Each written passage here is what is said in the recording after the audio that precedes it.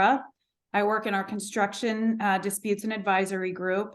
And what I focus on is construction disputes, so large-scale commercial disputes in all different types of construction, working for owners and for contractors and architects, et cetera, throughout the construction industry, providing them with expertise, whether or not that's in a dispute, or if they are starting off the project and trying to stay away from disputes. So trying to help them to manage their project controls, helping them to keep their project on track, understanding where they are from a budget and from a timing standpoint. And it's been a really great experience to work with all of my clients. They're all so different. Every project is so different.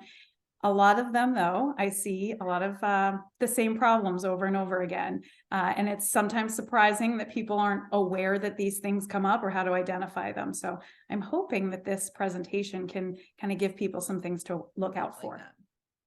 Certainly. So one of the great things about this particular conference, the Women That Build conference, is that it is an invitation to people throughout their careers in construction. So it might be somebody that just started off with a junior field engineer that is just coming out of college, that isn't aware of the things to expect on a construction project, really throughout the life cycle of that project.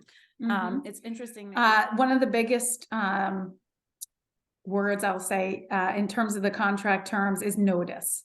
So what I find a lot of times is that individual project teams don't really understand what constitutes notice in their contract and when to provide it. You have all these suspensions in deliveries, and especially now we're seeing these COVID claims coming in related to supply availability and material availability. So I think they're playing an even bigger role now, especially as it relates to disputes like the ones I get involved in.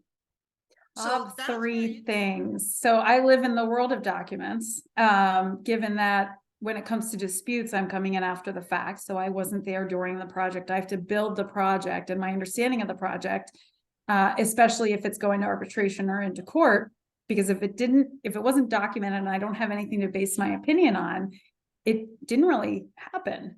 And so